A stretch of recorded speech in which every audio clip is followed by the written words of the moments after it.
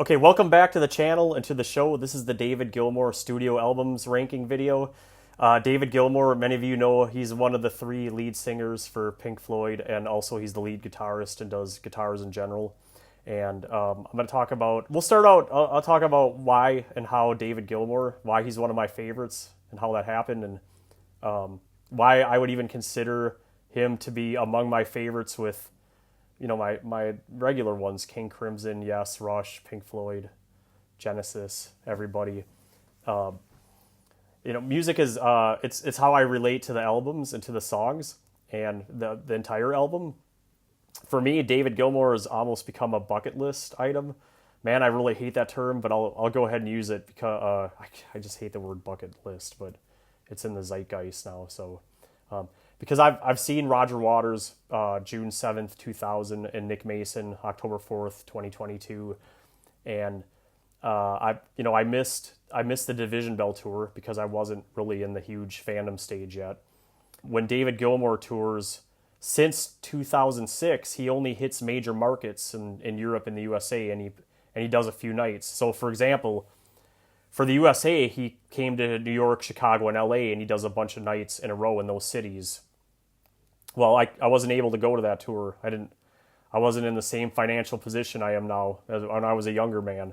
But now, starting in 2015, he removed the Chicago nights from the tour. So now, for people like me living in the Midwest in the U.S., there's no way for me to go even on what would be a terrible trip. It'd be a lengthy trip. It would be exhausting. Now I have an even bigger issue if he only comes to LA and New York. I have to figure out a way to do that if he's currently making an album now. So I'll see if I can swing that next time. Maybe I have to go to New York City to see David Gilmour. Anyway, David's regular contributors in his solo career are, of course, Polly Sampson, his wife, Guy Pratt, Phil Manzanera, Bob Ezrin. He's also capable of doing everything himself, including bass, drums, keys, piano, production, engineer. I've heard him talk about Pro Tools in interviews, like with Rick Beatos, but he prefers to collaborate with producers and co-producers, and he prefers to have like the band type feel for his albums. I think about David Gilmour's career, and I try to separate and parse out what he has done with Pink Floyd, and at a lesser extent Paul McCartney and other acts from his solo act career. He did a lot of sessions in the 80s when in between stuff. The attempt is to not conflate all together, but because this essentially becomes the David Gilmour brand, and even though these 5 albums harken back to A Momentary Lapse of Reason and The Division Bell in terms of David's formulaic, like he's got preferred formulaic formulas, flavor, and style, these 5 albums are independent. And it's the live shows where I have to do more mental separation of Pink Floyd material versus David material. For the most part, because he intertwines Pink Floyd and David Gilmour solo stuff in his shows. So for the most part, these 5 albums stand alone. And there's maybe one example I might present a case where the 2 albums are not too separate from each other, but we'll save that to when we get there. I'm going to go from worst to first. This is subjective. There's no right or wrong answers, and I only consulted me. I'm the subject matter expert on this for me, and the music for the answers. And this is all about me and you and I connecting, and you learning about me, and maybe me learning about you in the comments. And it becomes about what is my favorite, or which works the best for me, or even which are the ones that I listen to the most. And I didn't factor in any of the other rankings or lists or YouTubers or Rolling Stone or AllMusic.com or best-selling lists or any of that stuff. This is just about what I like, and this was not an easy task for me. I really did challenge myself. I had to dig deep inside and make decisions and just draw a line. It's like drawing a line in the sand. And because each of these albums represents something to me and represents something different or a different state of my life or a place of my mind or brain or whatever you want to call it, okay? That's a long preamble. That's okay. So anyway, no greatest hits, no live stuff, no Pompeii, David Gilmour live in Pompeii, no David Gilmour in concert, no Royal Albert Hall, no live in Gdansk. although I might mention those in passing. These are the top, to me, these are the 5 key David Gilmour albums in order, worst to best. And when I say worst, I just mean my least favorite. And when I say best, I mean my most favorite. And because I know that those terms are not the same, but I use them interchangeably, and that's probably wrong, but that's life, okay? Are you ready? Okay, now you've been warned. Put on a helmet or a hard hat and get ready, because you may disagree, and that's okay. You can leave it in the comments. Number 5. Let's go the newest one, Luck and Strange, September 6, 2024. Good album, but not quite on par with the others. What's the deal? This is the most recent album, even though we know that Gilmour is working on the follow-up now as I record this. I've seen clips from Polly Sampson's site, and they're in progress. I picked this album up right away. I pre-ordered it, as I'm wont to do. And I listened to this a bunch in the fall and winter, and walks around the city and in the snow, and it's got a good old man David Gilmour vibe to it. I like the album. I don't love it. I think it's very good. He's got the magical David Gilmour formula working, even though he's working with a new producer, Charlie Andrew, and he challenged him not to end every single song with a guitar solo or to have the exact same formula, a la, Sorrow or High Hopes or something like that. So, you know how David Gilmour is real formulaic. Steve Gadd is the main drummer, and Steve DeStanislaw is here on drums on one of the songs.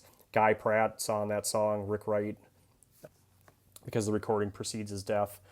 And there are other guests, including a couple of his children, and of course Polly's significant, as always. The worst tracks, I'll say Dark and Velvet Nights. It's kind of like a meh. Well, I think it's one of the singles he was like playing it on the Tonight Show here in America with Jimmy Fallon. I saw the clip. Dark and Velvet Nights is not my favorite. Sings is the song that says, "Darling, don't make the tea, stay and snooze with me." It's just Sings is such a Polly Sampson song. It's track 8. It's not my favorite. It's not terrible, but it's not a skip. It's just not great. The best tracks are Between 2 Points. It's a cover of the Montgolfier brothers, Mark Tramser and Roger Quigley. It's for me, it's the song of my 2024. I just really connect with it. I heard that they had to change the key around to get Romany, David's daughter, to sing it. David was trying to do the vocals. I would have preferred David's vocals because I enjoy his voice so much. I mean, I just got such a pleasant sounding voice. But it was a nice touch to add Romany, plus her harp playing and the emotion of her voice makes the song work. And Scattered, what's track number of Scattered? Scattered's track 9. It also gets a vote. That's the final track. Luck and Strange, the title track, gets a vote too. Just because it's got the Rick and Steve connection on it, and Guy Pratt. This version has a couple of bonus tracks. They don't do anything for me. Here's the back. But I don't know why I always buy the bonus track ones, but good album. I wouldn't say great, but certainly solid, and I like it. Unfortunate that it's the lowest on my list, but that's what it is. Number 4 is About Face, March 5th, 1984. It's dated production and it has its moments, but it's less consistent overall. It's got the Bob Ezrin stamp, as Bob and David Gilmour co-produced it together. Pete Townsend's on here. He helped on All Lovers Are Deranged with lyrics and Love in the Air. It's Love in the Air is a schmupsy little jingle song. What's the deal here? Gilmour has, again, he's partnered with Ezrin to make the album. This is after Pink Floyd, The Final Cut, which is March of 83. So must have went right back into the studio for David. Without any Final Cut tour, they never did a tour, and he banged this out relatively quickly and professionally. The band is Jeff Porcaro on drums, Pino Palladino, Ian Cooley's on Hammond and keys, and guests on keys and synth, including Steve Winwood, does a song. The worst tracks, Cruise. Cruise is kind of boring. Cruise. Do do do do do do do do do do do. Da, da, da, da, da. It's just kind of boring. It does have a solo at the end, but Let's Get Metaphysical. That's the big instrumental with an orchestra, and I think they got Michael Kamen to do it. Of course, Michael Kamen does all the big acts. He does all the orchestras. The best tracks, all the others, Near the End, Out of the Blue, Until We Sleep, Murder, Blue Light. Blue Light is the disco song. I like it. It's his I Was Made for Loving You, like Kiss Dynasty or Nickelback's She Keeps Me Up. It's got like a disco beat to it, and it's got big horns and stuff. But I like it. I don't know why there's so many haters. But Near the End is the best song to me. It's like an acousticy. It's a real somber. It's like a real dark track, but it's got a really good solo, and I think it's in three. It's in three or like a waltz beat. But it does the job for me. And I like the picture on the back with David. He's got the old Warhorse. He calls it the Warhorse, that guitar. Some other professional guitarist gave it to him. He had a Telly. He was a Telly player, and he lost it.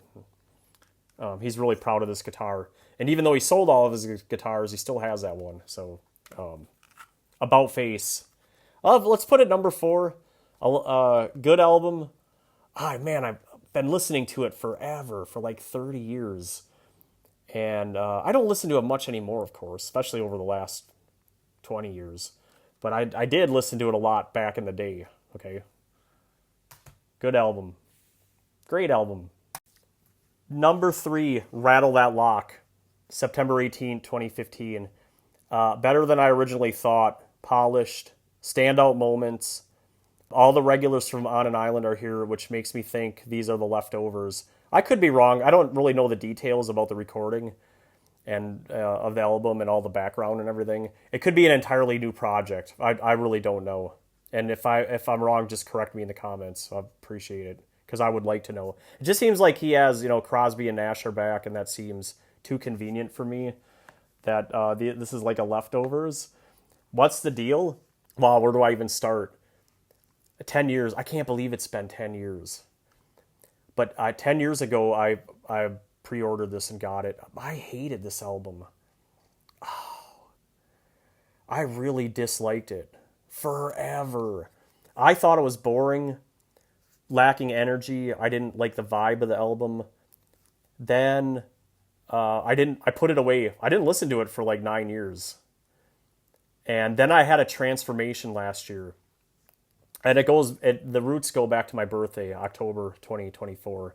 I got the David Gilmour Live in Pompeii Blu-ray as a gift from my wife, and I really like it. I just watched it a few weeks ago. It's a great show, amazing show, and because I liked it so much, I went back and started listening to this too, like giving it a second, third, and fourth chance. And I couldn't believe how much I changed my attitude about it. I went from thinking it was terrible to this is very underrated. And there's a lot of things that, just look at how dark and gray, and you get the blackbirds on it. And it's not a very appealing album cover. He still uses these Hypnosis guys for all of his artwork. Now, the worst track is The Girl in the Yellow Dress. It's just one of these, I don't know how to describe it. It's just one of these real Polly Sampson songs, And I don't mean to be slinging mud at Polly Sampson. She's probably a lovely person, and she writes pretty good lyrics for the most parts. But some of these songs that she writes doesn't do it for me. Okay, and that's one of them. It's not a skip. I just don't like it. Best tracks. In Any Tongue is the best David Gilmour song, period. It's the best. It's almost like a complete rewrite of Comfortably Numb. When I do the album review for this, I'll talk about that. Today is track 9. It's an amazing song. The live version is even better of Today. Oh, the live version is just slick. The version on here is pretty darn good, though. A Boat Lies Waiting. It can make me cry if I'm in the wrong place or time or mood. It's the Rick Wright. It's like the song they wrote about Richard after his death. It has vocals by Crosby and Nash too. 5 a.m. That's the opening like instrumental, and then it's called And Then. I didn't stutter there. And Then is the name of the song. It's the 10th track. It's the last track. And Then is amazing. Especially And Then I whistle the main melody around the house quite a bit day to day. I just really like that one.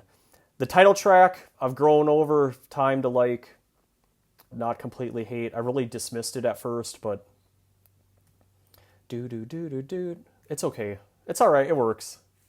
Let's put this number 3.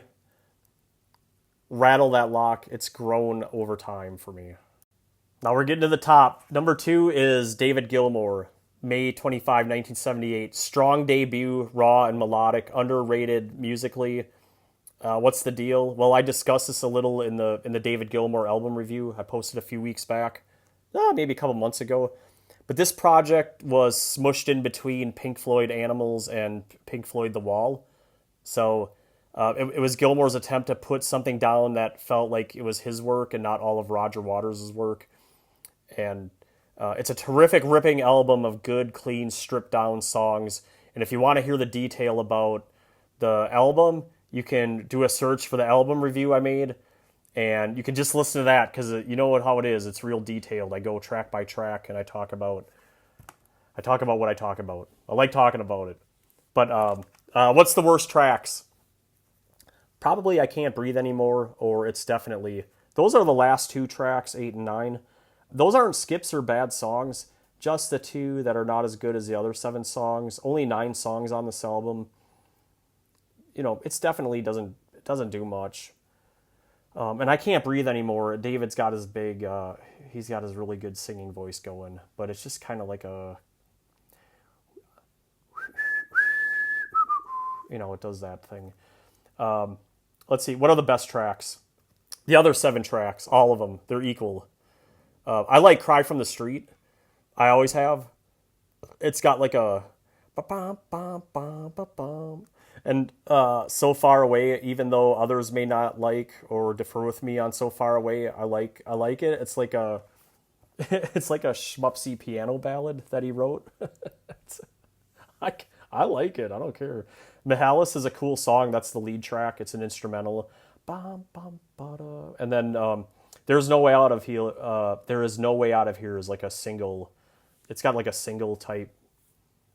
Like it should have. If it wasn't released as a single, it probably should have been. But it's like just a good rock and roll song. He's got everything going. He's got all the Pink Floyd stuff working. He's got the background lady singing, and it just sounds like one of his songs. Even though he didn't write it, he made it his own song. Short and sweet too. I mean, that's a good one. I think that's the Roy Harper one. And then there's a track called And No Way, or No Way. It's a low-key rage, like My Cage Walk music. Good tune, really good tune. And plain album cover by Hypnosis, and you got the band in the back and everything. And this one too, like About Face. I picked it up a long time ago, and I've been listening to it, years and years ago. I think I probably connected to About Face quicker than I did to this one. But I think over time I've realized this one is the one I prefer over the 2, if that can make sense to you. But I think this is my number 2 favorite, for sure. Okay, so that leaves us to number 1 on the list. Number 1 is my favorite. It's On an Island, the Big Blue album cover, March 6, 2006. It's my favorite. Deep, emotional, resonance, introspective, strong flow. The deal here, it's my favorite. I was shocked when this came out. To me, it came out of nowhere. If you just think about the time, David Gilmour in concert came out around 2002. He hadn't done anything. he disappeared after the Division Bell. There was 4 years of nothing, silence, and then this. And it's almost a Pink Floyd album because you got Richard Wright, John Caren, Chris Thomas did the mix, Andy Jackson helped. But it's not a Pink Floyd album. It is Make no mistake, it's a David Gilmour album. I mean, if you would have got Nick Mason and Roger Waters, to contribute, then no, now we'd be talking. But special guests are Graham Nash, David Crosby, and because of the death of excellent composer Michael Kamen, he needed to discover new collaborators, and he found Zigby Preisner and Robert Ziegler to do the orchestrations. If you can remember 2006, the marketing of this album was everywhere. I can remember watching TV, seeing billboards of it, Madison Square Garden and Times Square on TV, like during the Big East basketball tournament. It was everywhere. And it charted. It was number 1 in the UK. I think it made it in the top. It certainly was number 6 in the US, but I think it made it to 3 all the way. And all of his albums charted, but I was shocked by the attention it got. I listened to it a few times when I got it, and I didn't like it. I was like, I listened to it a couple times, and then I put it away for a year. And then I discovered it a year later. I pulled it out. I liked listening to it, but I had to start it on track 9. I would start the album on track 9, A Pocket Full of Stones, and then 10, and then listen to 1 to 8. And that, I don't know, that did it for me. But then eventually I got over it. It grew on me. Now I can just listen to it to beginning to end. I don't know why that worked that way, but it did. That's just what happened. The worst tracks, Red Night at Sky and Take a Breath. The Red Night at Sky is the saxophone instrumental, and David Gilmour plays saxophone on 2 or 3 of the songs. That's one of them. He's like the featured sax player. It's not terrible. Take a Breath is the so-called rocker. And although Take a Breath has a redeeming middle part, reminiscent of Pink Floyd metal sounds, or what you hear in the intermissions on Pink Floyd Animals on the 3 long tracks. It's got a trippy, spacey segue in the middle of Take a Breath. I like that. But the track, the core, I think it's the chorus that really bothers me, Anyway, the best tracks are The Blue. The Blue has the coolest, longest solo using that pedal that shifts up. And I think he's using it to shift up an octave, but he's also doing long sustains and stuff. It's one of my favorites. It makes me melt. The vocals are excellent. Same for On an Island, the title track. This might be the best album for if I can't sleep at night. It's like a light nautical journey kind of album. Not the same as Yacht Rock, which has a pleasant, happy party type vibe. This is mostly calming, but it has the right amount of zip and energy in moments when you need it. The vocals are terrific, and I noticed in the concert he was using different guitars and plucking with his fingers in the David Gilmour in concert video. I'd never really seen that before from David. At least not in Delicate Sound of Thunder or Pulse. So to me, that was new, and I can hear some of that on an Island. He's using different guitars and different techniques for playing. And I just really dig this one. And it's the blue one. And blue's my favorite color. And Okay, that's it. That's 1 through 5.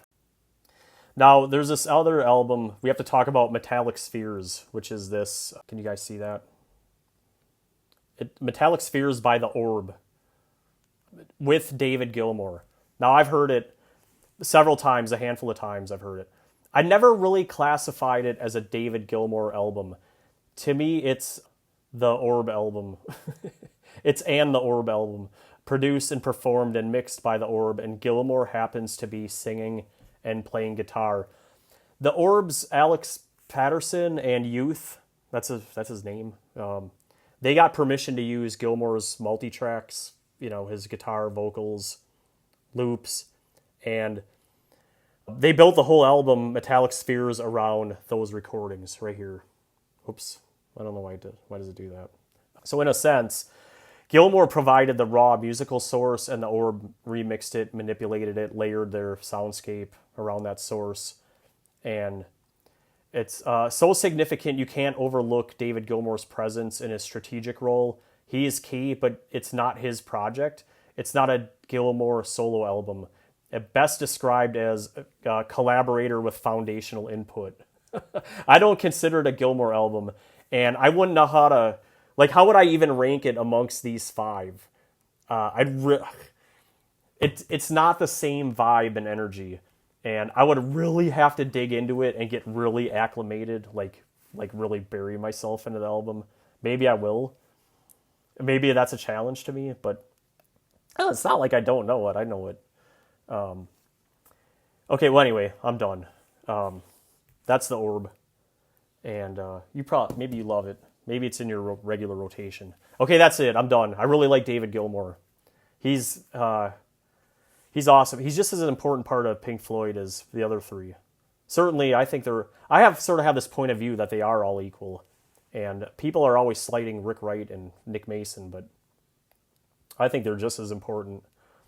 I think David's important. I don't think Roger Waters is the most important one, although you can argue he is. Maybe I have to do a Roger Waters solo. Should I do the ranking? You can leave a comment. Well, what am I going to do next? I'm going to do the Korn rankings. I've been working on this Mellotron rankings video. Maybe I'll do that one next. There's my best Yes songs. There's Richard Wright, Wet Dream. I want to do the album review, and then there were three by Genesis. I want to do the album review. Chicago Hot Streets. I was also thinking about Tool. I know like people want me to do a Tool. I know Korn's weird, but Tool, if I'm going to do a Tool one, then I got to get really weird. Like, I got to get comfortable with getting in that weird space of Tool with all their, they kind of have like a monotonous, droning, arpeggiated, and then the vocals are weird. So I got to really, if I'm going to do that one, I really got to like be willing to step into that. And then maybe I will. Stay tuned. You know what I've learned? People don't like Nickelback.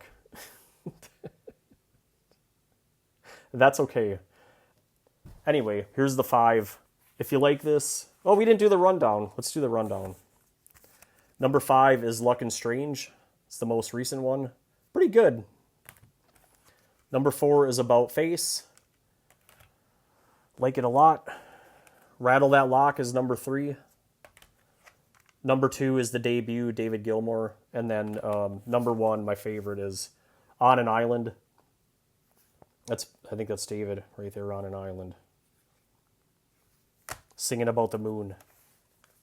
Okay. Thanks, everyone.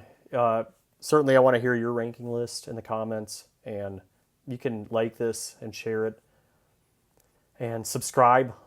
Most of you are listening. You're not subscribers, so you can hit the subscribe button. And thanks for the feedback. I really appreciate it. Have a great day.